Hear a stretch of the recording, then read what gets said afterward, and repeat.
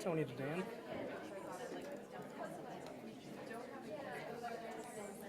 Can you go around and start the webinars, please? Are any of these three people your presenters? I have a Kate Medlicott.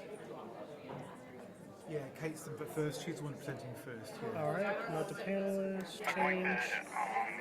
Who else? And David's presenting as well. And David, okay. And there's one called Supriya, who's also, I think Supriya's areas now. So there's Supriya who will come up at some Go point. for Tony.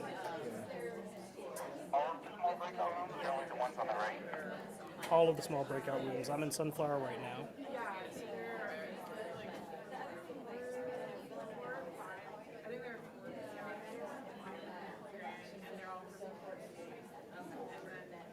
All right. And so far we have David and we have Kate.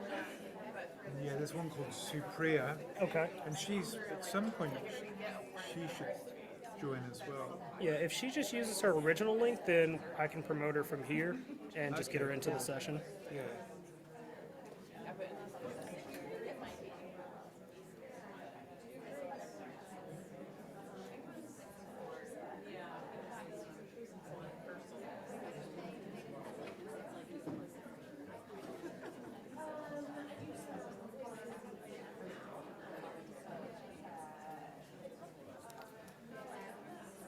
Yep, Supriya, here she goes. Promote the panelist. All right, and was that it? That's it, yeah. Dave, Kate, and Supriya? Yeah. Yes. Okay, sweet. So Supriya will be promoted here in a second. Perfect. Thank you. Not a problem. Wonderful. Okay. Our slides are up. So yep, your slides are up. At this point, they can unmute themselves. They can turn their cameras on. And let me drag this right over here so that we can see them in the audience. Okay, and if we wanted presenter view up, is that possible or is it? Yeah, absolutely. I just minimized it, but here it is. Okay. And let me get rid of that for you. And clicker works. It works. Perfect. And anything else you need from me? And couldn't the presenter advance their The slides slides. and stuff like that? Great question. We're going to do this. So as soon as whoever wants to present, if they just request remote control from you, then you'll automatically give them control and they can move their own slides. Okay, yeah. Okay, perfect. So if they just hit more in the top toolbar, and there should be something that says like request control or something along those lines. Okay. And if they hit that, then they'll be able to control their own slides from there. Okay, and then if we need to get it back from them, Then they you just, just click. they just give up their control and we I have don't it even back? think they need to do anything. I think all you need to do is click once to take back control and then click again Okay, and you can perfect. start advancing. Perfect. Okay. All right. See how we go. If anything pops up, there's Panic a tab button. right here, and with one click of a button, I'll be right back in. Great. Thanks Okay, very much. thank you. Not a problem. Okay, should we let Kate know that it's... Yeah, I just did it. So she can turn the camera on so we can see her. Okay, wonderful. And Thanks, then- Dan, for Yeah. navigating. So great. Okay. So it looks like we've got a quorum. That's good. So.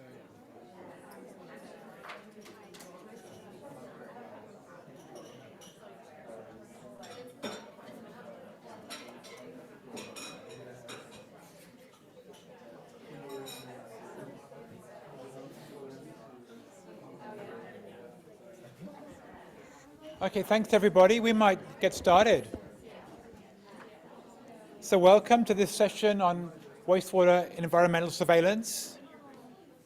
And so this session has been jointly organised by World Health Organization, by CDC's National Wastewater Surveillance Team, and also Bill and Melinda Gates Foundation. And we've got presenters from all of those parties to talk today. And so what we're going to do is going to start off by hearing from Kate from Medlicott, from WHO's Water Sanitation and Hygiene Team, about some of WHO's historical work on water and environmental surveillance going back to the 1940s, going back a long way. Then we're going to hear from the CDC about what they've been doing more recently. Then we'll do a short little workshop session, and then we're going to hear from Bill and Melinda Gates Foundation on the work they're doing on typhoid. Then another session, and what we're after from is sort of we've got the sort of two presentation sessions, but most of the day is going to be on the workshops. And so we're interested, I suppose, in two main outcomes from the workshops. One is about the targets. We're interested in the targets that you might be targeting for wastewater environmental surveillance. The technology allows you to target just about anything. So what is the prioritization for what you do target? And what are the criteria that you use for selecting those targets? And then later on, we want to get into a more detailed discussion later on before we sort of close on the barriers and the priorities for innovation and so on. So what I'll do, we'll hand over to Kate first of all. So Kate's going to give a bit of a background. And so Kate, you can see Kate we can see you on the screen, Kate, that's good. Brilliant. So, Kate, do you want to just introduce yourself quickly, and then you can try and advance the slides and things at your end. If not, we'll do it at this end as well. Yeah, if you could advance them might be a bit easier, and you can hear me okay? We can, yeah. Wonderful. Okay, wonderful to be there with you. I'm sorry I can't be there myself, but this is a really exciting moment. It's kind of a hot topic, environmental surveillance or wastewater surveillance at the moment. But as you'll see in these next couple of slides, it's actually been something that's been around for a while, but I'm really happy that it's sort of catching fire within WHO at the moment, and we have to kind of, see where we take it. So this session is perfectly timed. Next slide. So firstly, just to kick us off, I wanted to just draw a distinction between sort of environmental monitoring, which many of you might be familiar with, and environmental surveillance, which we're talking about today, that have these slightly kind of similar but very different and specific uses, with some overlap there, of course, in for targets where they are transmitted via wastewater. Next slide. So when we're talking about environmental monitoring, it's really the type of kind of things we're doing to make sure that our treatment systems are working properly, things we do for regulatory compliance for infectious disease. Next slide.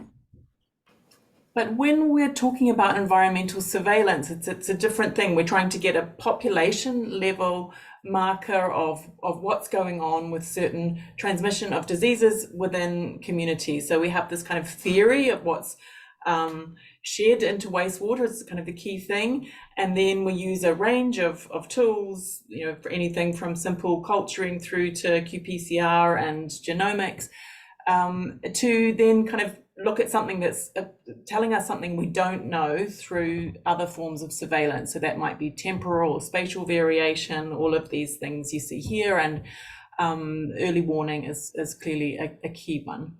Next slide. So yeah, this has been around for a long time. I think the most seminal paper you're looking at here is one from 1940 on polio, and this is a little bit auspicious because actually today is World Polio Day. And within the polio program, environmental surveillance has always been one component of a broader strategy on surveillance and the overall surveillance action plan, as you see here with these 6 elements. Next slide. So that was so you can see here, like, kind of ways that it's been used. There's a system that's operating all over the world, and it's been really effective in picking up cases of polio, cross-border cases, for example, in places that have been thought to be polio-free. So it's a really well-established use case for polio, and we'll hear more about it in the following presentations. And then, 10 years later, there was this paper on typhoid, and again, this is having a bit of a resurgence at the moment as well since 2020. Next slide. And then, so as we're moving forward now into the presentations you'll see today, you'll hear a bit more about what the potential is for environmental surveillance across a whole range of targets, and specifically thinking about what is the kind of added value within the broader integrated disease surveillance network. So over to you, Dan, to dive into that part. Thank you, everyone. Yeah, thank you, Kate. So my background, I'm sort of a classically trained environmental microbiologist. So my background is working in the lab, testing pathogens in waters and wastewaters. And so I've been doing plenty of work testing wastewaters for environmental monitoring, mainly to look at recycling of water and wastewater and sludges and so on, and checked the water was safe at the beaches for recreational water activity or aquaculture and so on. Then we had this pandemic, of course, and COVID came along and we started using it for SARS-CoV-2 as well. And so I'm fairly new to wastewater surveillance, to be honest. So I'm not new to the technologies, the testing technologies, but I'm new to the application of it. So I was fascinated by the way it was used. And what was special about, for example, polio, why polio is a really perfect case study for environmental surveillance is because of the way the disease spreads. And so a couple of things about it. First of all, it's a very severe disease. It causes very severe symptoms.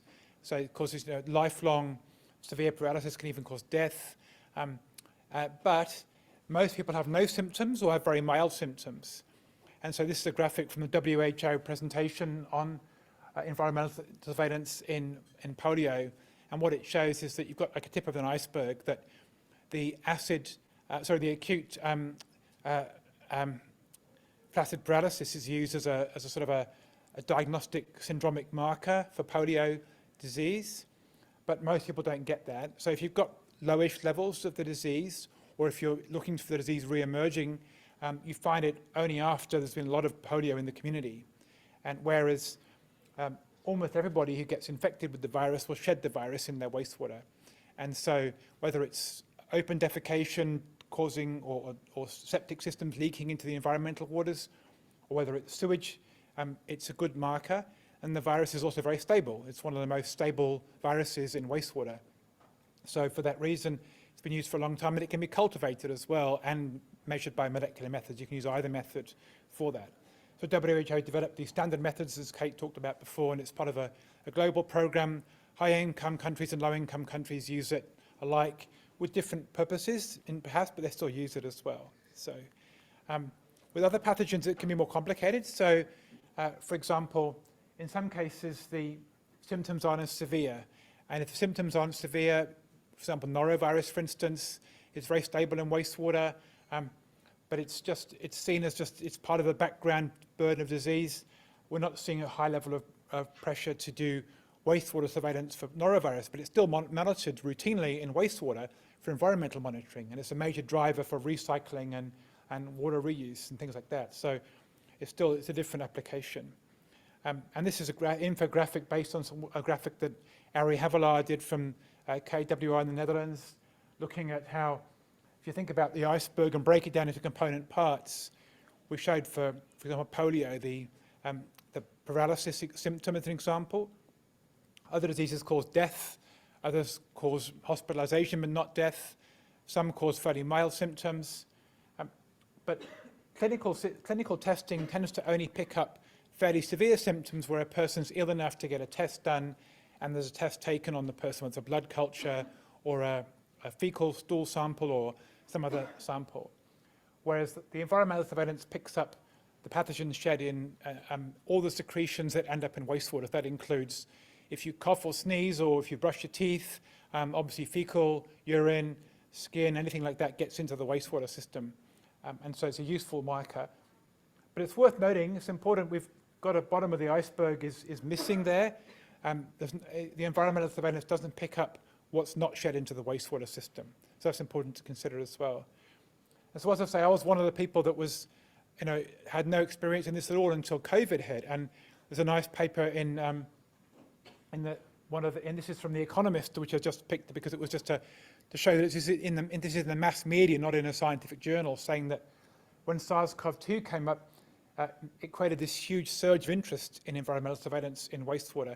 So people like me that had worked in environmental monitoring, we kind of used the same techniques to monitor wastewater for SARS-CoV-2. And now we're being asked, well, what else can we test for environmental surveillance? What else could it be useful for? So this is a window of opportunity to put forward those techniques and have them utilized. So this is an infographic from a Nature Medicine paper that just sort of shows different use cases. So it shows, for example, in the polio case, which is the orange line on this infographic, it's just showing the goal is eradication.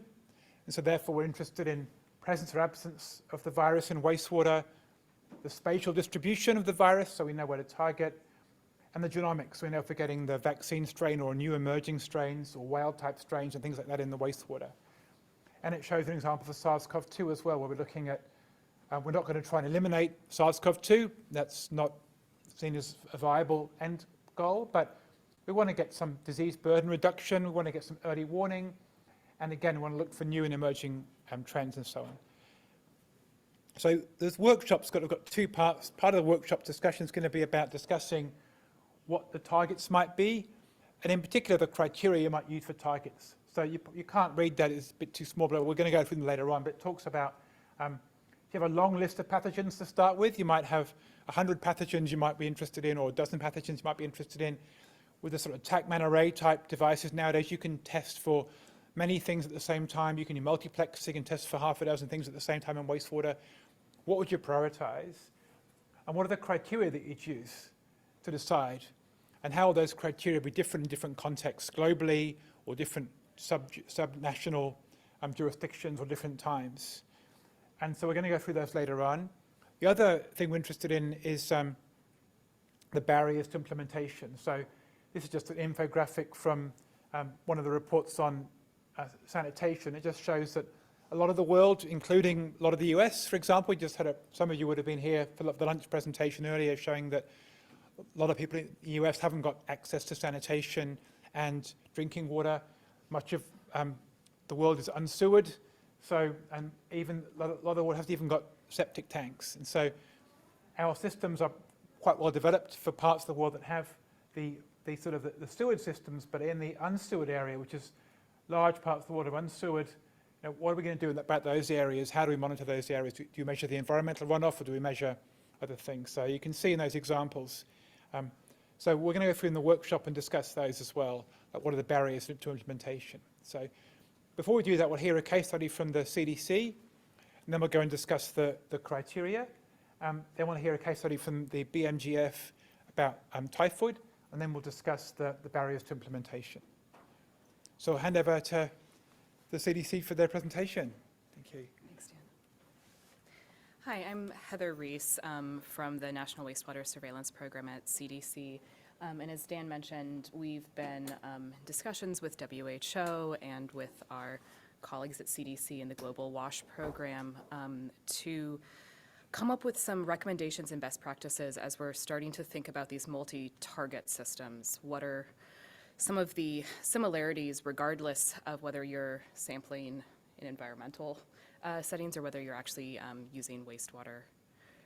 So first off, I think when the kind of immediate criteria is there meaningful public health action that can be taken at the community level? Is this something that there is a direct link, it is community-based, a targeted vaccination effort, or community-level behavioral health campaigns?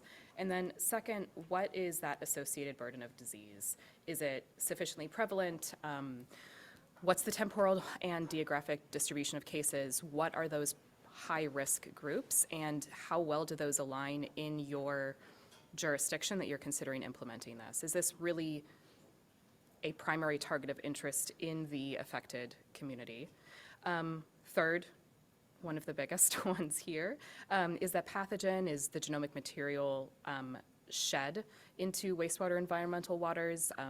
Is it fecal, dermal, mucosal? How is it shed? What is the persistence? And are there available assays that either have been validated in these matrices, or are there clinical assays that we can work towards that? And then lastly, a piece that I think is frequently missing in this discussion is community support for surveillance for these. As everyone I think I've heard repeated in several different sessions, this is an early science. The ethics related to it are still in development alongside our methods. So it's something to consider as we're expanding what targets might be included and might be suitable. So I just wanted to lay out what we're currently considering as high priorities. So for the news program, we currently have implemented nationally surveillance for SARS-CoV-2 and for Mpox. We have a number of additional targets that are listed here. aside from the ones tagged for LMIC, that we're anticipating expanding as our kind of core targets of interest. These are ones that we consider that have met those criteria, that we consider of high enough priority to be monitored routinely. And then the 3 at the bottom are ones that we consider to be of global concern. I just wanted to focus so that we have something for use of comparison as we're talking through the criteria we're thinking about with these multi-target systems. 2 use cases that I think everyone in this room are very familiar with, SARS-CoV-2 and poliovirus. First, we've basically bucketed this into 4 main groups. One is just looking at target distribution and identification. Second, what is really the unified surveillance approach and how does wastewater environmental surveillance fit into this? What are the links to public health action and what capacity building is necessary? So first, for target distribution identification, for polio on the left in comparison to SARS, it's a lot more outbreak prone, endemic in few countries, and when we're looking at routes of transmission and possible reservoirs, we're considering, you know, a little bit more of a distinction in these transmission routes. And then I'm going to skim through a lot of this since this is background on these 2 targets, but the idea is our criteria are there on the left, and then this comparison between how do we assess as we're continuing to do this. When we're assessing new targets here for poliovirus and SARS, we have reasonably good shedding studies. There is a lot more available for poliovirus than there is for SARS. For example, there is, to the best of my knowledge, limited data on the effects of vaccination and how that might impact our shedding rates. We have, for both of these, we are at a good position with a validated assay, but for a lot of the targets that we're considering rolling out, that's one of the areas that requires continued research. And then for our second bucket, really what is the public health surveillance approach for WES and how might that fit into a broader public health surveillance program?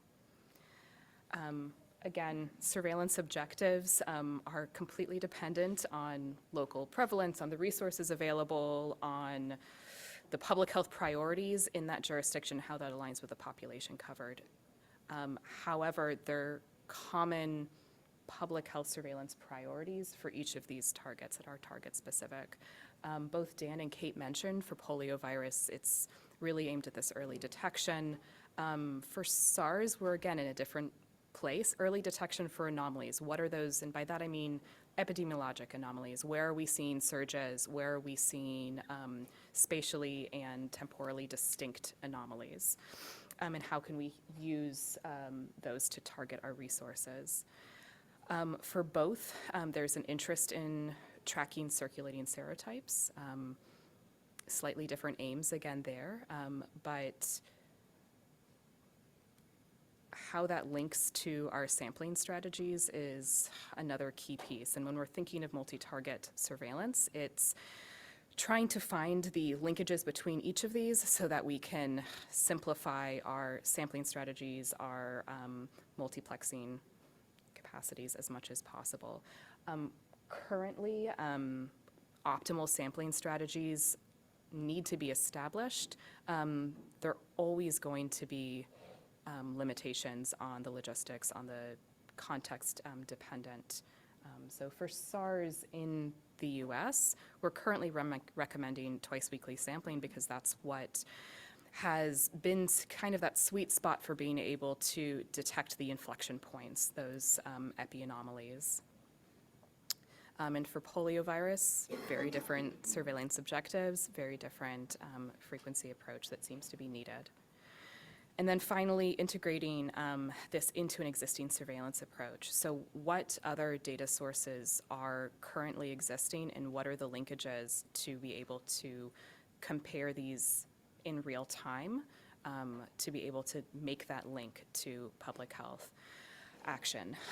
For SARS, within the US, we had incredibly extensive surveillance. We had syndromic, we had hospitalization, mortality data, we had other clinical virologic surveillance, we have multiple existing genomic surveillance platforms, whether it's using clinical specimens or plain surveillance, so travelers' genomic surveillance. A lot of this is shrinking, so the position for where wastewater surveillance will figure in is going to become more and more prominent. And I think as we're considering other targets, we just have a much more limited existing surveillance structure that might not have the geographic and temporal resolution that wastewater has the benefit. And then finally, this link to public health action. So what data, when we're assessing targets, what data exists to assess the correlation with our existing surveillance? What is the lead lag time? How variable is it? By context, by the surveillance data stream that you're connecting it to. A lot of these, there is no gold standard. So how are we doing this assessment? How are we establishing some sort of reasonable baseline for what wastewater surveillance actually means in that context? And then what is that link? What is the suite of public health actions that can be tied to wastewater surveillance trends? So here, of course, these are again directly linked back to those surveillance objectives for your WES, but also what suite of existing public health actions are already used and rolled out in response to our other surveillance system signals. And then, finally, I think that what we're finding is a missing piece throughout the implementation timeframe, close partner engagement. So for the National Wastewater Surveillance Program, we have very, very strong relationships with all of our jurisdiction health departments. We rely exclusively on our utility partners. This would not be feasible without strong communication, regular contacts with our health departments, with our public health labs, with academic partners who are pushing some of the science forward. The laboratory expertise and capacity needed to sustain this sort of weekly or multiple times weekly sampling is quite substantial, and I think can't be undersold. And then tying that to the informatics, bioinformatics, and kind of wastewater epi-analytics expertise that also needs to be locally based is also another piece. And then finally, community support engagement for those targets of interest. We found, and we'll talk a little bit in the case studies, that wastewater signals do seem to be something that appears in the news. It's something that does seem to be of interest to Jane and Joe public, knowing that, knowing that wastewater levels are rising in your community. The fact that these data are so hyper-local, I think, does translate very well when we're communicating directly with the public. Thank you so much. I think our next piece is to have some discussion. I wanted to hand it back over to Dan. So thank you. So we're just going to, that's a bit of an example. So what we've gone through there, we've talked about the sort of the historical role of environmental surveillance, particularly in relation to things like polio, and we're going to hear a session in relation to typhoid shortly as well, sort of more classical uses. And then we've heard where CDC is starting to go with expanding the scope beyond just SARS-CoV-2. But now what it has opened up is there's so many targets you could target. And so you heard some examples there of the criteria that CDC is using to make decisions on which targets to focus in on, because you can't focus in on everything. So we're interested in having a discussion with the audience we've got at this, take advantage of you being at this workshop and at this conference to get some feedback from you about what sort of criteria you're interested in. So for example, I think you talked about, in your example, you talked about the ethics and acceptability, for example, of that maybe people might not want to have their wastewater tested for certain things. There could be reasons. There could be small towns that don't want to know that they've got a disease in that town. It might be embarrassing for that town or that country, for example. So, yeah, you get a false positive and it shuts down a tourist town, and then you find out there's all these sorts of implications. So we've got to understand those issues. And so we've started going through what are some of the criteria that you'd have, and we're trying to talk a bit about some of the priorities for those criteria. So for instance, obviously it's got to be a target that you can have some kind of poor health outcome linked to the disease. Otherwise, why are we bothering to test for it at all if it's just a mild asymptomatic infection that has no significant symptoms? It's got to be something that we can find in the wastewater. Otherwise, again, there's no point. We can't test for it. Then it's got to fill some kind of gap in. So you've got your clinical data, which you collect from, for example, GP, a general practitioner, a medical sampling that doctors might collect, attend pathology labs. It might be home test kits that you can use. You can send the results in and notify the results. Or it could be data from things like measuring symptoms, so syndromic surveillance, things like that. It's got to be some kind of actionable outcome that you can do with that result. Otherwise, it's just getting data for data's sake. Now, that may have value from a research point of view. It may have value from an information point of view. When we're looking at setting up a sort of permanent or long-term, for the foreseeable future, long-term surveillance systems, we want to know it's worth doing. So we want to know we're going to do with the results. And finally, it's got to be kind of cost-effective. So the idea being that the benefit to public health outweighs the cost of doing the monitoring and the surveillance as well. So what are your thoughts on that? Have you got any other thoughts to share, particularly if you're from a health agency or an agency that I suppose you've got to trade off this investment in surveillance against investments in hospital care for people, for patients, or clinical surveillance and clinical testing and so on. So, yeah, we've got one up. Mic or something, or do you want me to get up and go down there? Thank you. You can hand that to me. Check it works though. On. Okay. Can you guys hear me? Patience. Yeah, we got it. Yeah, thanks. From Johns Hopkins University. Yeah, this is great. This is where we need to go.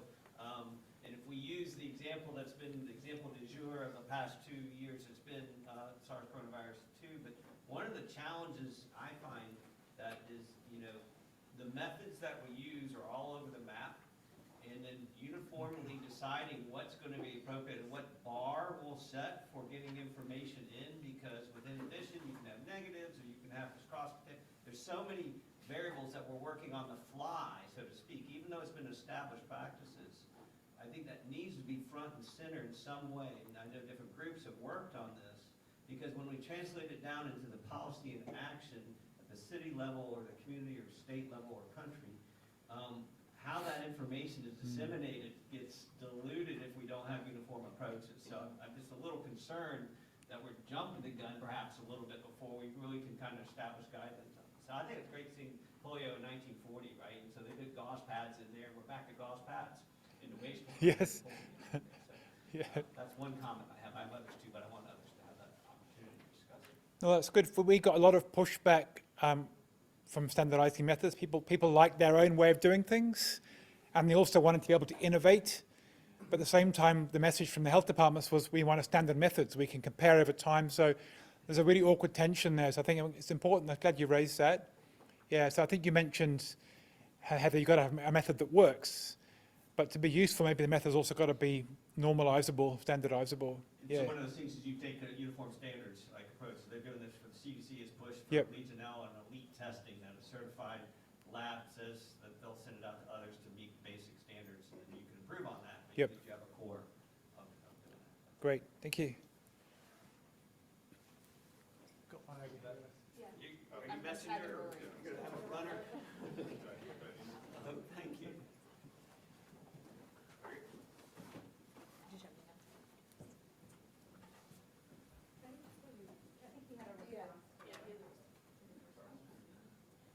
Yeah, so is it working? Yep. Yeah. One, agree that we need to move towards more standardization. I'll just give a perspective from the CDC. So I'm Roy Welsh, Laboratory Lead for our National Wastewater Surveillance System. The national surveillance system that we have in the U.S. was built upon existing capacity. And while we are trying to move everybody towards a standard method, we're also looking to expand beyond SARS-CoV-2. And if we switched everyone to a standard method right now for SARS-CoV-2, and then there's another, core panel and they have to switch again, we're gonna lose some of that geographic coverage that we have in place. And so there's some trade-offs that are kind of pushing that drive that we want to move towards standardization for wastewater testing, but we also want to maintain that geographic coverage that we have for SARS-CoV-2 and build onto these other targets. So it is a high priority. It is something that we have in the work plans for this coming year. But I can see the innovation in the field that just wouldn't be present if we had everybody doing tag from day one with a standard method, but we wouldn't have all the tremendous innovation and the geographic coverage that we have now because of the automation that came with those additional test methods. And while you're passing the mic across, we got a comment from Ariel Christensen just saying the CDC has been very supportive of the North Carolina wastewater monitoring network. So a bit of positive feedback there. So thank you. This is Mahbub from ICPDRB Bangladesh. So we have been doing the wastewater surveillance, or you can say environmental surveillance, since 2020, both in Dhaka city as well as in the humanitarian settings in Cox's Bazar, Bangladesh. This is really an unique work, I would say, for doing the environmental surveillance or wastewater surveillance, whatever it is.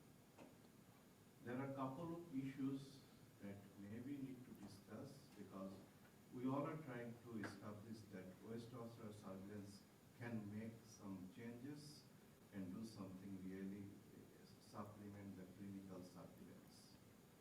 But even then, making the trust among the government institute that how we utilize the wastewater surveillance data, that's an important issue. Initially, they consider this in an issue like that. We continue doing it, let's see, whenever times come, we can think about it. But did you thought about when you are talking wastewater surveillance in Atlanta, it's very different than the Dhaka city. You have a sewer system. You know that where you can collect the samples. But in Dhaka, if we think about, we have diverse sanitation options, don't have the sewer system. How we will identify the catchment area, how we will do the sampling, as well as how these samples will represent the community. That's one thing. If you go to the humanitarian settings, that's very different than the Dhaka city. So even identifying the sampling site, doing the sampling, as well as transporting the sample and testing it, how you will do that. So we are using the real-time PCR that's giving you the very nice information that 90% of the samples, like rotavirus, is positive. We are doing SARS-CoV-2, rotavirus, Salmonella typhi, and Vibrio cholerae. You will find that all these are positive. If you find the E. coli is positive, whether it can basically do the disease or not. Like that, you need to identify whether it is enterotoxigenic or not. And the toxigenic pathogen that can basically contribute to disease. Whether I am having 90% and 50% or 30%, it does not make any difference. And it also generates cost. Another example, let's try with the digital PCR. So we purchased a digital PCR machine. Installation took 6 months time, and then to having the reagent and setting everything, it took another 1 year. We could not do test again with this digital PCR. That's the really challenges that having in the countries, that we have to buy the supplies and other things, including the equipment from the developed countries, but doing it in the real field. But still another issues that we often talk about, whether this wastewater data stand-alone can contribute, because maybe in North Carolina you have enough good clinical data, as well as you have the sewer system, you can also tell better about the wastewater surveillance data, how it's representing the community.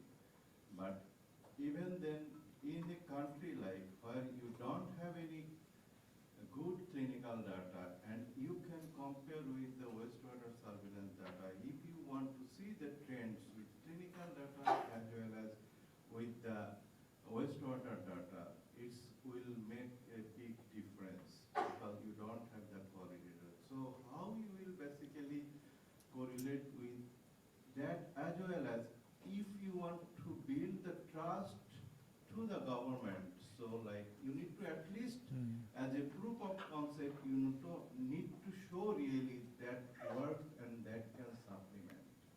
However, it depends on situation and time. I think that time goes, we will have more quality data as well as more things we can do, but we need to maybe work on this, how we'll do this in these settings. So another thing is that, just to give you some idea, if you identify a health center and then go beyond that, who are the people that receiving the health services from this health center, you build the capacity for this health center, how to manage the data, how to use the data, and you identify the catchment area that may be the big, but at least it can give some sense of how will be the catchment area, how you will collect the samples, then make something useful. So these are the couple of issues, but need to consideration. Still working, but not sure when we'll be able to establish that. See, it works. It can reduce your cost, and it can generate more independence. I understand the polio issues because our group also working on polio for the wastewater, but still there are issues keeping us behind to establish. Thank you. Thank you. No, they're excellent questions. You've covered a whole range of really important questions there. Supriya will give a presentation very shortly on the typhoid example and the way that her group's working on answering some of those questions, proof of concepts, with special studies. And so I think one of the things we're keen to get from this workshop is some of the global questions that can be answered by some studies in some locations that can provide answers that can be used globally. And so many of your questions could be answered by some well-funded targeted studies, and then you can use that information. So really keen to questions like that, share those with us today and afterwards, so we can collate those and try and target research to answer those questions. So thank you very much. Drew Capone from Indiana University. Criteria for selecting targets, I was just thinking health equity. Is there a differential, is the burden of disease different among low income, middle income, high income groups? And are we selecting targets to advance and reduce disparities? That's a good question. Yeah, we think the targets, we're saying that the disease burdens can often be higher in lower income countries where there's less availability of healthcare and so on. So that's and perhaps less immunity and so on. So yeah, it can be different. But also the use cases are different. When the disease gets so rare, you normally can't find it in wastewater. You know, a lot of testing with lots of zeros before you find a positive. Whereas in countries where it's more common, you get more positives, you get more actionable results. So it's it's going to be very context specific.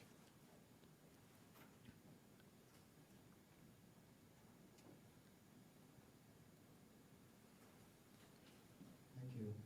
My name is Isaac, John Hopkins, student. I was thinking about this question climatic factors on wastewater? For instance, sea level rise and the impact on wastewater and how it's going to improve testing. For instance, if the sea level rise is high and the wastewater system is not strong, there could be an influence where detecting becomes a bit difficult. And there can be leakage of the microbes into the environment. So that is one question that I have. The other one was in support of what he said. For instance, to be able to detect the microbial environmental DNA could be present. However, the viability of the microbe is very important, and the transmissibility of it is also very important.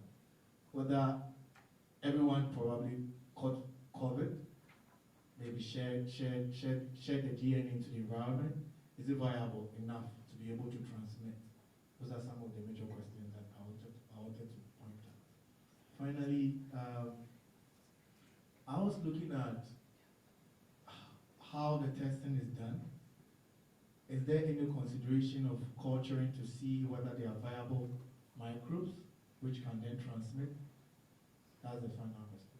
Thank you. Yeah, in selecting targets, you raised that question about sea level rise. I mean, in selecting targets for environmental waters, things like cholera, for example, that can be present naturally in brackish waters, it may be difficult to distinguish between naturally present cholera and cholera that's from infected humans, for example.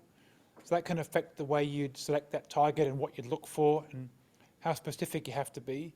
And in terms of the viability, that's been a major question that's been raised by samplers, by analysts, and by the community. And so we do have to have that.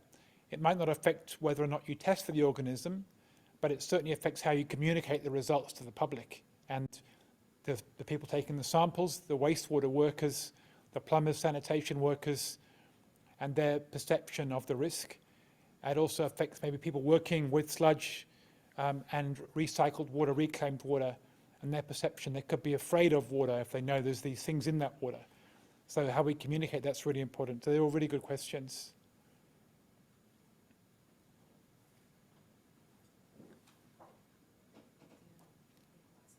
Yeah, last question, I think, yeah. This is Vardhana from ICTRB. Yep. My question is not about a valid question about sea level rise, but I want to suggest that including the weather variability with the wastewater surveillance is an important, can be an important consideration, because it has been found even with the same viral load, the weather variability can predict the pathogenicity of the, if that is creating an epidemic or any outbreak in the community. So suppose in Bangladesh, some of the disease, the viral load was always high, but even we are saying that outbreaks are happening in specific seasons, so April to mid-June or July. So the seasonal variability and the weather variability, if we can include in this in the predictive model and see the same viral load, the outbreak can happen in different with the humidity, temperature, precipitation level. So if you can consider this, and maybe that can be one future action. Yeah, I've not seen that. Yeah, I've not seen that described, but there's no reason in principle that couldn't be built into because one of the areas we haven't discussed so far is the informatics, the bioinformatics, how you use the data, and I think it wouldn't be hard to bring in weather data, climate data as well. So, yeah. Now we're going through another session from Supriya, and yeah. So we're going to try to. Actually, I think we've got one before that. Oh, have we this one? Yes. So Yeah. we're going to switch Oh, gears just a little bit here and talk about implementation. My name is Jen Murphy. I'm a co-lead of our global WASH team at CDC, and we have some ongoing wastewater and environmental surveillance work that we're going to talk about here first in Kenya and in the country of Georgia. And then we also want to hear from the Bill and Melinda Gates Foundation on their many years of work in typhoid environmental surveillance, learning about some of the challenges and gaps in knowledge with those activities. And then finally finish it out with a case study from NEWS, from the National Wastewater Surveillance System, to really think about expanding existing systems to take on new targets. So just want to kind of prime this our final discussion to think about implementation gaps, challenges, and would love to hear from the group on any of those that you have experienced, and look forward to the feedback. So I will hand it over to our team from CDC, Maya and Alex. Okay.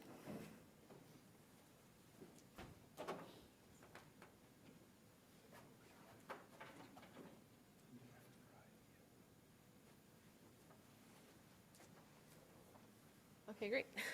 As Jen said, I'm Alex, and this is my colleague Maya, and we're on the CDC GWASH team, and we lead our global wastewater and environmental surveillance efforts. So we'll just briefly discuss some of our work in 2 of our countries we work in. So just a very high-level overview for Kenya. This work is starting focus on environmental surveillance for AR, and then we're going to expand to additional targets after that. This work is also working on integrating a current... Sure, is that better? Okay, awesome. So this work is working on integrating a current ongoing clinical surveillance system that has been ongoing for a long time. So we're trying to combine environmental in with clinical. This work is done in 2 sites, so in an informal settlement in Nairobi, which is considered urban, and then a rural site in Western Kenya. We, on the lab side, are working a lot on capacity building. So we're working in 3 different lab locations that have varying levels of lab access. And then we're doing household sampling, environmental site sampling, and then also drinking water samples.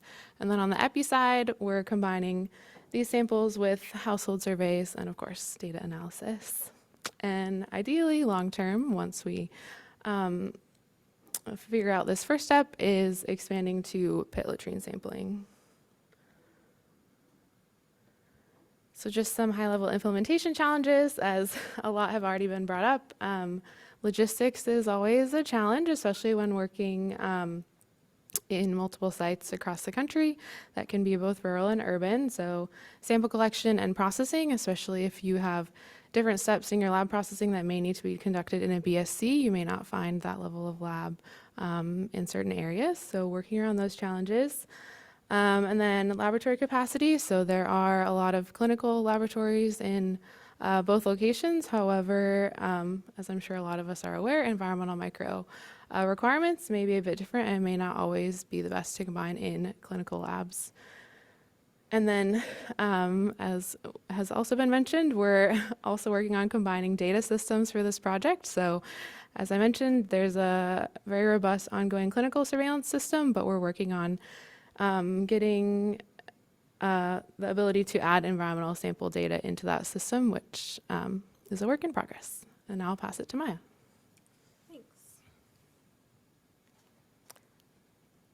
So we're also working to support work in Georgia, specifically the area in Tbilisi, in and around Tbilisi, which is an urban area. We are starting with wastewater surveillance. In contrast to the work that we're doing in Kenya, there's a much higher proportion of sewered sanitation coverage in the area around Tbilisi. So we're focusing on increasing current environmental lab capacity to include SARS-CoV-2. So there's been a lot of discussion about kind of historical use of wastewater surveillance and environmental surveillance around polio. And the country of Georgia has really strong environmental capacity for polio surveillance, but they had never looked at SARS-CoV-2. So we've been working on building up their and expanding their environmental capacity around specifically SARS-CoV-2 methods. On the EPI side, we are helping to gather and align case-based surveillance data, so very similar to what Alex just mentioned. There's a lot of case-based surveillance for SARS-CoV-2 in the country of Georgia, and just trying to figure out what does it mean to align that data, how do we even go about reaching out to the national partners that will have access to that clinical data, and then how do we kind of do analyses side by side with them. So long term, again, we're looking at sewered systems in Georgia. So very high-level challenges. I think we've covered a lot of them through the previous presentations here. So I just wanted to focus on one particular challenge that we've been working through recently with our work in Georgia. So I feel that some of you might have been at the earlier side event session this morning on AMR emergence and wastewater treatment and disposal. So you may have already been thinking about some of these questions. But right now there's an interest in expanding to targets beyond SARS-CoV-2. The country has been interested in thinking about how can we add AMR targets. And when we think about that, we don't want to just, I mean, there are so many targets that we could pick. And so we want to make sure that we are kind of being judicious about the resources that we're using and make sure that they are relevant to the country and what actions they want to take with that data.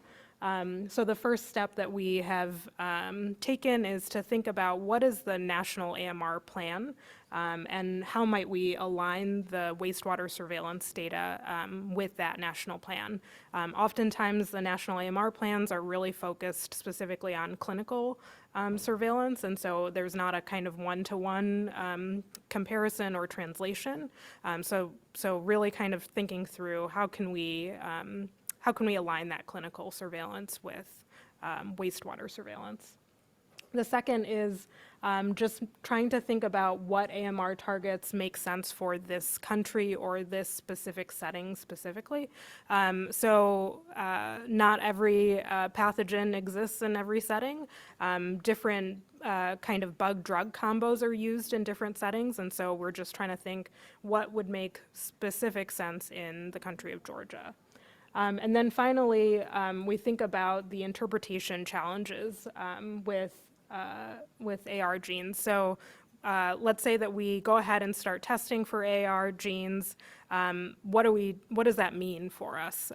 If we're testing in a clinical setting, let's say a hospital setting, then we know that particular patients are showing up with antibiotic resistance, and maybe we need to think about the treatment that they're using, and do we need to adjust that treatment. But if we find those same AR genes in community-based wastewater, how do we interpret that? Do we make a large-scale change in the community about the type of drug that we're using, or do we have to, I mean, is that even a feasible approach? So we're also thinking about what kinds of clinical surveillance systems are available to kind of do some comparison. And then, as I think many people have mentioned today, the kind of key thought process that we're using with any type of wastewater or environmental surveillance from the CDC perspective is what are the public health actions that can be taken. So I think there's a lot of work that's being done in what are the methods that we can use to test for AR. But we really want to think long-term about how can we use that data once it's collected. So very quickly, kind of a summary of these challenges. I think we had a couple of people mention some of these challenges already, but really trying to, the first step in wastewater and environmental surveillance from our perspective is really trying to assess what's the capacity right now and how can we expand that capacity, particularly with environmental lab capacity. And then thinking about how to align the wastewater data or environmental surveillance data that we've collected along with kind of more traditional types of surveillance like clinical or case-based data. Then we want to think about selecting feasible targets for the particular settings of interest and how we're going to use that for public health action. And then some additional considerations that I'll really just quickly review is it's really important before you start this work to think about how to develop relationships with utility partners or the ministries of health or regional or national partners that you're going to be working with. A lot of these organizations have not worked in public health until very recently, and so there might be a lot of discussions that need to take place on what's the utility of this data and how will it be used, and how will it maybe not, if there's fear about how that data will be used, talking through those issues with them. So we've found with a lot of the work that we've done in some of these countries, we've had to scale back the initial interest from the country in order to develop really strong relationships with the utility partners so that they understand why and how we're collecting that data. It's really also very important to bring multiple, and there are multiple public health stakeholders to the table. So oftentimes we come into a meeting and find that there's only an EPI team that is really interested in wastewater surveillance, and we actually need a lot more public health partners, particularly our laboratorians who are going to be doing a lot of the sampling, design, and testing and processing of the data. So we don't always have that traditional kind of conversation between, for example, the lab and EPI fields. Sometimes, I know in our organization specifically, a lot of those teams sit in different areas of the organization. So trying to develop those relationships is a really important part of that work. And then finally, just the one thing that we've found from kind of a federal agency perspective is thinking about this type of work in terms of project-specific work versus long-term surveillance system work, and how do we develop long-term capacity that will carry us through for many years to come and carry the countries that we're supporting through many years versus just collecting data for one specific need. And so, yeah, I'll hand it to the next.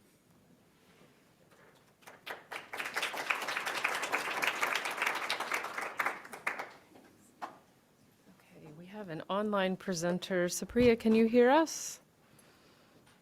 Are you able to? I can. Can you hear me? Yes. Are you able to see the slides? Okay, I think, do you need me to advance these? I just requested control, so I don't know if you can give that to me, in which case I'll advance them. Oh, there we go. I think.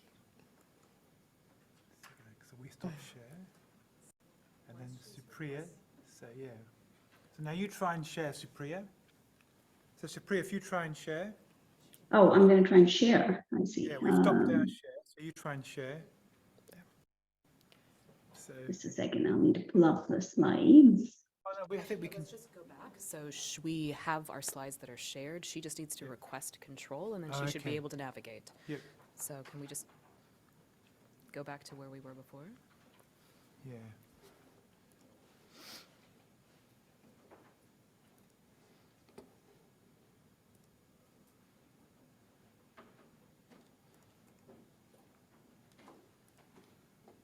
Apologies. Where did you? So on the share, we are sharing screen, aren't we? Yeah, it should work. Can we choose the slides from the share screen?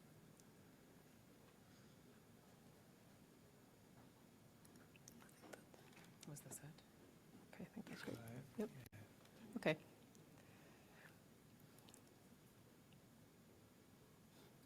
Okay, yeah.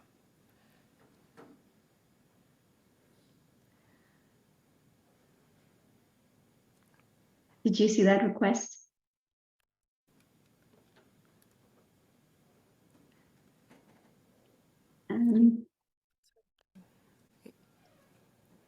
Okay, perfect. Supriya, you should now have control. Perfect. All right. Thank you so much.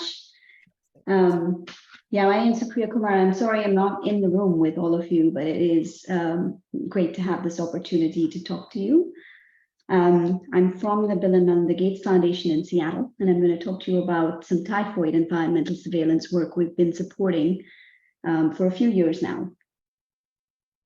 Okay, so our goal has been, and we started this work in 2018, the goal was to develop a low-cost environmental surveillance tool. And the interest is to identify communities with active typhoid transmission, especially in low-resource settings. And the public health use case is really to inform rational prioritization of typhoid conjugate vaccine rollout nationally and globally. So the WHO has a recommendation to use typhoid conjugate vaccine when the burden of disease is high, and or when there's a high incidence of antibiotic-resistant typhoid. And so we need to have a way for countries to know if they have typhoid burden that would inform TCV rollout.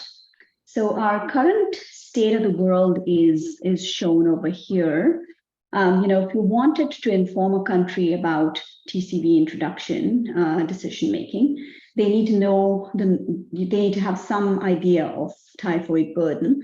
Now, typhoid is a disease that shows up as a non-specific fever and can only be diagnosed if you take blood from the patient and then culture it. So blood culture. And blood culture is expensive and just not sustainable in many of our low resource settings. And so we were really interested in developing an alternative way to understand if a population of interest had typhoid. And so we undertook this work to really define molecular protocols and sampling methods that would allow us to say, using environmental surveillance, whether a particular population had an ongoing burden of typhoid. And so we needed to optimize PCR protocols, also decide how much to sample from wastewater and environmental samples, and decide what those sampling sites are. So we undertook this work. We also, alongside, undertook some work to define zero-epi surveillance tools. And that we won't talk about today, but that's another opportunity to develop low-cost tools for disease surveillance. All right, so when we started down this path of typhoid environmental surveillance, we developed a target product profile. Now, this is a tool that is usually used in product development teams that are, focused on either diagnostics or vaccine development. But we decided that, what we were trying to do was close enough to a diagnostic. It was really an environmental surveillance diagnostic that we wanted to develop. And so we did develop this target product profile, and it's available online. But essentially, again, just to reiterate that there were very specific use cases. Now, with all sort of focused on informing typhoid control, typically through TCV introduction. But also there were these secondary use cases that we defined. One was TCV impact evaluation, and that is, if a country did introduce the vaccine, can you use environmental surveillance then to see if your Salmonella typhi, the causative organism, is decreasing over time in the environment, or outbreak detection. So if you have an outbreak of a fever, can you then attribute it to Salmonella typhi using environmental surveillance? But the TPP does lay out some sensitivity and specificity that we're looking for, the cost of the diagnostic, etc. So there was a lot of work that was actually undertaken in Scott Meschke's lab at the University of Washington to actually test multiple methods in the lab head to head, and they were able to determine what methods were going to be potentially useful in the field. We then started a field validation exercise, which has now been ongoing for about 2 years. And I'll tell you a little bit about the results from these. But essentially, the methods we've used are, to standardize site selection protocols, characterize those sites, and to validate them. We've used grab and trap, so more swab sample collection, over the period of a year, monthly sample collection. We've again standardized processing and DNA extraction protocols, and we've been using a triplex PCR and defining a sample as positive if it was positive for each of those 3 targets. So the methods actually are available now in a published manuscript. It's at Wellcome Open Research, and the protocols are all available online. And are open access. Alongside, we also are developing this tool to understand whether the Salmonella typhi we're finding in sewage is antibiotic resistant, which is of specific interest in certain countries where there is this worry that there's a lot of antibiotic resistant typhi going around. Okay, so I'm sorry, this isn't showing up too clearly with the gray text. But this is really a slide to show that, we put in place this environmental surveillance in the field for validation alongside what is considered to be a gold standard way to do surveillance for typhoid, which is blood culture-based surveillance. So there are 5 locations shown here, and the top 2 are the ones that I'll talk to you about today, from which we have results. The one shown on top, Vellore, India, is a very high incidence site with, an incidence in under 15 years of age of what is estimated to be 2,000 over 100,000, which is considered extremely high for typhoid. And then Blantyre in Malawi has high incidence, estimated to be about 700 over 100,000. And these were estimated in blood culture-based surveillance studies that were done between 2017 and 2019.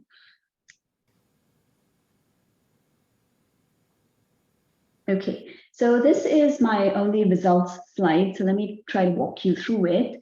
And this is just published in the Journal of Infectious Diseases. These are results from Vellore and Blantyre and Malawi. And what they're showing, let me start with the panel A over here that shows, what I showed you just now. So clinical incidence was estimated to be 2,000 over 100,000 in Vellore and 700 in Blantyre. And at the bottom here, underneath the clinical incidence, is shown the ES prevalence. So this is Salmonella typhi prevalence in the environment. Over, again, at the period of a year, we were collecting monthly and testing at 40 sites in each city. So in Vellore, the prevalence was 15%, and in Blantyre, it was 4% over the period of that year. So, what we're looking for is to rank these locations in these validation studies. So if you ranked them based on clinical disease incidence, do they rank in a similar way if you used environmental surveillance, if that makes sense? Let me move to panel B over here and show you that the first point I'd like to make here is that, when you look at these pictures of these 2 different cities, they're both low resource settings, but you can see right off the bat that the sewage network in Vellore, which is the top panel, is very different from the riverine network in Blantyre, Malawi. So in Vellore, you have this gridded system. It is not underground sewers. It is all above ground open drains. And so those dots are the places where we're sampling at. And so we have to define confluent points at these networks to decide where to sample. And so it's just to point out that, there's a lot of work that goes into even defining where you sample, like, the previous talk was also mentioning. Unfortunately, we don't have wastewater treatment plants to sample at in low resource settings. And in Blantyre, Malawi, in the bottom panel here, you can see that's a riverine system. So again, you have to define confluent points and then estimate the population size that is represented in each of those dots. The second thing I'll point out is the results itself. So the red dots signify a higher prevalence rate at those points. So in fact, all the red dots in Vellore, we had about 60 to 69% prevalence of Salmonella typhi in those particular samples over a year. And you'll see right off the bat that in Blantyre, there are no red spots. So the overall prevalence in Blantyre was much lower than in Vellore, which is something we sort of expected going into this, and it was borne out. The last thing I'll point out is that the size of the dots actually here corresponds to the catchment size. And in Vellore, maybe you can see from this figure, but the statistics prove this, that the typhi prevalence does positively associate with the catchment size of the population. This is important for us because going forward, we definitely want to be doing this, not in places where there is ongoing blood culture on the side, but in places where you don't know anything about typhoid prevalence or typhoid incidence. And so we think that it will be most likely that a country or a location undertakes typhoid ES if there is an ongoing environmental surveillance system. And the most likely one to leverage would be polio. And the polio ES system, the recommendation from the WHO is to focus on catchment sizes that are pretty large, 100,000 people or greater. So we're interested to see if it works to do typhoid environmental surveillance in those similarly large catchment areas. And at least from Vellore, it looks like that is the case. In Blantyre, unfortunately, the prevalence was so low that we couldn't draw those associations. So that's sort of what I have to show you here. I think what I'll leave you with is, 2 points. One is that there was a very clear use case. We still think that it's important to determine and come up with these low-cost environmental surveillance tools that countries might be able to use when there's no sufficient use of diagnostics for some of these diseases. And the second is that there are real challenges with doing this in low resource settings, starting with defining where you want to sample, but then also getting the high quality clinical surveillance data alongside, which can be extremely challenging. And even in this study was extremely challenging because we were doing this in the middle of a pandemic, and we can get into that later in the questions if you want. But I'll stop there. Thank you. Okay, thanks so much. All right, so we have one more case study, and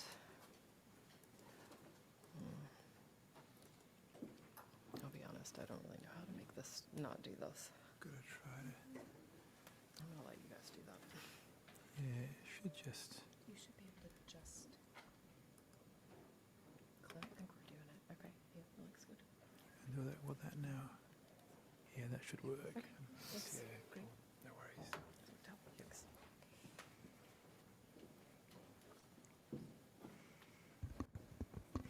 Hi everyone, I'm Megan Bias. I'm an epidemiologist with the National Wastewater Surveillance System, and I'm going to be giving a brief overview of the addition of MPOX wastewater surveillance in Chicago.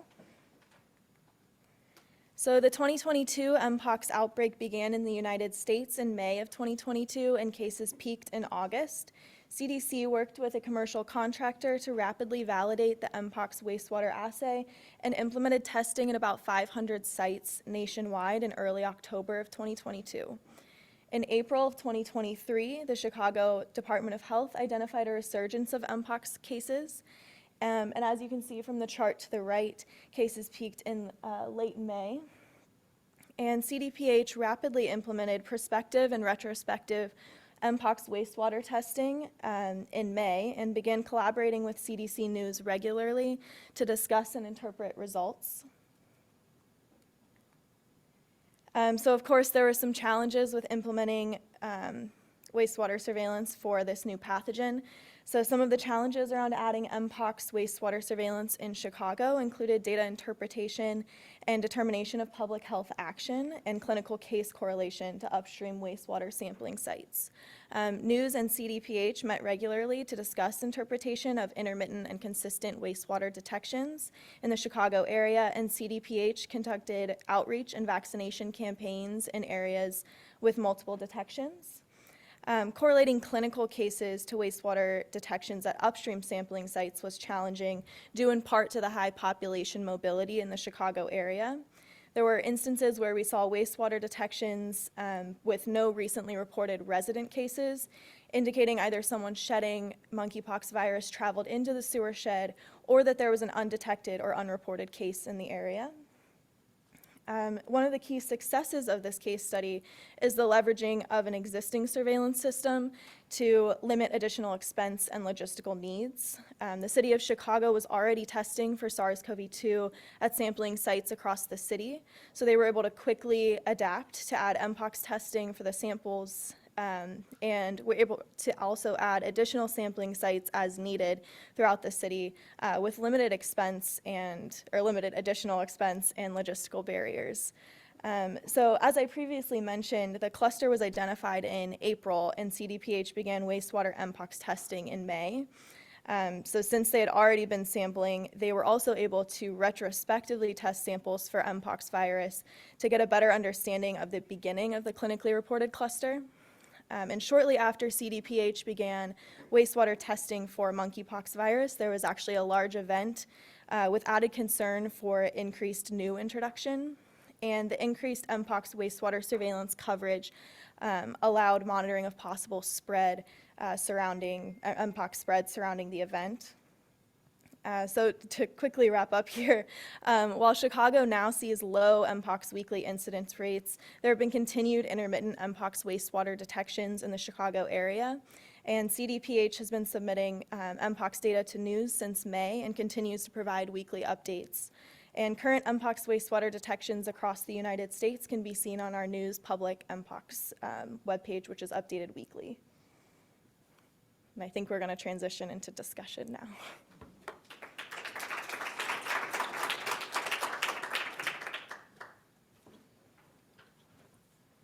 Yeah, so hopefully you've seen some really interesting, diverse examples from different settings, different countries, different targets. And so what we'd try and do now is get a bit of a summary of your thoughts or feedback on your thoughts about things. So we've already heard some examples in the discussions already. So what sort of things are new to you? What have you learned today? So I've learned a few things myself today, so it's been really useful for me. What sort of role have you got? What could you contribute? But also, what are the barriers to wastewater and environmental surveillance that you see that get in the way? And then finally, what are the priorities? What should the next steps be? And right at the very end, before you're allowed to go, we're going to do a quick little Menti session to give you all, just so you can provide feedback and also get your emails so we can, if you want to provide that, we can stay in touch with you as well about future developments. So we might talk about, maybe we'll talk about the barriers first. I'm thinking maybe we'll go I'm thinking about time because we haven't got that long to go. So maybe sort of get our sense of priorities, what the barriers are. If you sort of give us some feedback on what you see as the barriers to environmental surveillance in your context, your settings.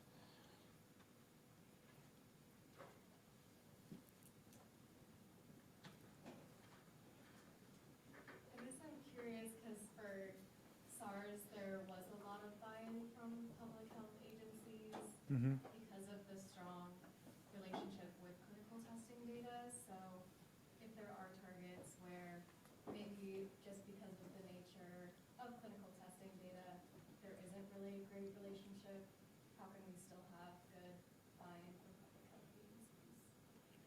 Yeah, it's a good point. I think it may be because of flaws in the clinical data, but it doesn't matter. The fact is they're not going to relate. An example you gave where you talked about climatic factors that can also have a secondary effect. So that could be, yeah, I think that's going to be, it's going to lead to a lack of acceptance. And so we've got to be able to explain what the environmental surveillance is testing and what it's monitoring and how it's different to clinical and why it might not actually be the same. You might not expect it to be the same for a whole range of reasons. So that, yeah, I think that's certainly been the first test that we were asked by health surveillance people was prove that it aligns statistically with health clinical data. And if not, we don't want to use it. They weren't asking, is it useful even if it doesn't align? So yeah, I think that's going to be a real barrier.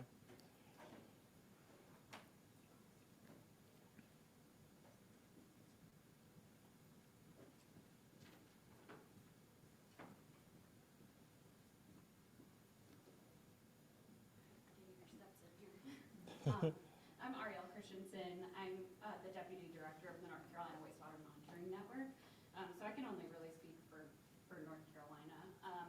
But I think just to answer your question, like one of the kind of considerations to me is continued participation, obviously, and Heather talked about this, continued participation with our wastewater utility partners. And, you know, we're going to have to continue to build those partnerships both in North Carolina, as well as nationally and internationally, as we heard from our other CDC presenters today, really thinking about, you know, how to have those resources and those conversations up front and establish that so that they understand how it's part of protecting public health and how they're a really important pivotal part of that entire piece of the equation and how we can continue to advocate for them so that we can have better wastewater connections in a lot of different areas. So I think we see that a lot in North Carolina because we have over 50% of our population who's on private septic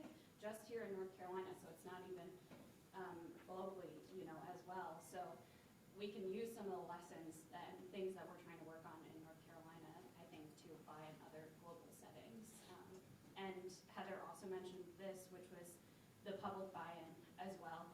I think getting people to understand that public health is not in the shadows. Public health protects you every single day, and as much we can get people's participation and buy-in and interest in this, and being able to use it in real time, expanding our definition of what constitutes public health action so that they're involved as well, I think will be really, really helpful for us in continuing this moving forward. So it's kind of a barrier, but kind of a Opportunity as well, yeah. We got an online comment as well, just suggesting from Dr. El Amin in Sudan, saying, yeah, he's really interested in just the training and capacity. So I think you mentioned the first thing you look at is the laboratory, how good the laboratory is. And we got the same feedback from Dr. El Amin as well, that's a barrier problem as well. Yep.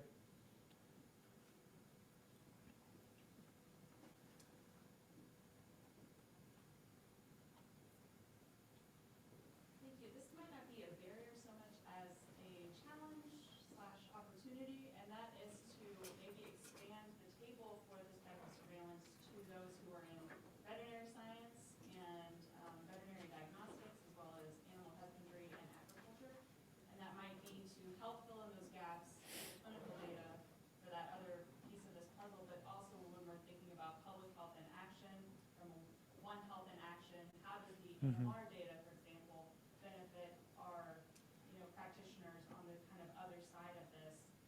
So thinking about how we might come up with more innovative partners to help with this as well on the front end or the back end with our communication even. Yeah, particularly for biosecurity diseases and things like that. Yeah, it's a good thought.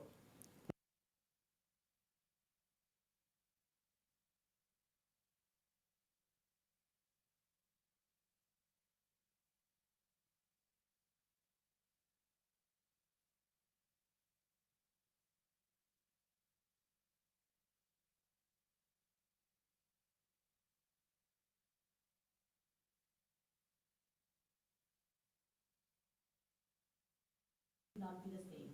In kind of for some rare disease that can be important for a policy maker where we are finding a rare disease in the wastewater surveillance. But some of the diseases which are already prevalent in some of the communities, that information should be passed to, I think, the healthcare facility managers. So in terms of if we are talking about the cost effectiveness, we need to identify who the actual users are. Not in every case wastewater surveillance is going to be cost effective, low cost. That's not true. Even some of the diseases, the wastewater surveillance may not be cost effective, but in longer term, that can provide information which can prevent a future pandemic like SARS-CoV-2. But also, for some diseases, the wastewater surveillance can be a regular activity for informing the healthcare facility managers. So identifying the users and appropriate dissemination is important. Great, and maybe help the user be aware of what they can use this for as well. Just might change the question, sort of, what do you think are the priorities for the next steps? So this is one of those international meetings where we get a lot of people together at once and we can recommend actions, we can recommend ways forward. And so it's a useful opportunity to put forward global priorities, national priorities. What are your thoughts on what you think the next steps should be? I think one priority that came to mind is whether there has to be a consideration for microbial gene transfer, which could confer resistance to some microbes. So, for instance, if you are doing resistance detection, then there must be a consideration where a lot of microbes together in the same environment can transfer some of their genetic material to others. And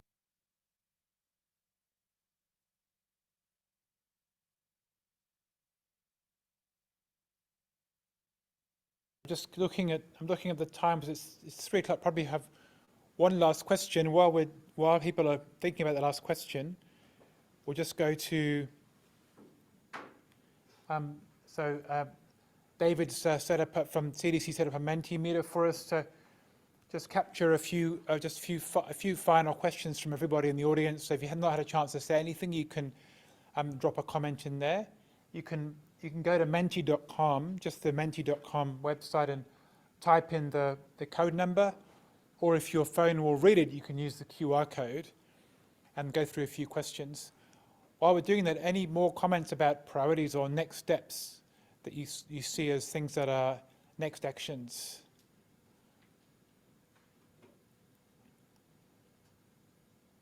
One thing maybe like prioritizing to include in the system is important because there are other surveillance systems. Adding the environmental surveillance with the existing system is very much important.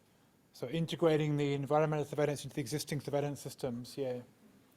Yeah, I mean, the WHO documents tend to talk about making sure the health agency is the lead agency to ensure integration with the other surveillance systems. So it also means the water utilities, the wastewater managers, the environmental agencies maybe have a lesser role in that respect. But the danger otherwise is they looking at the wrong things and not integrating the data. So, yep.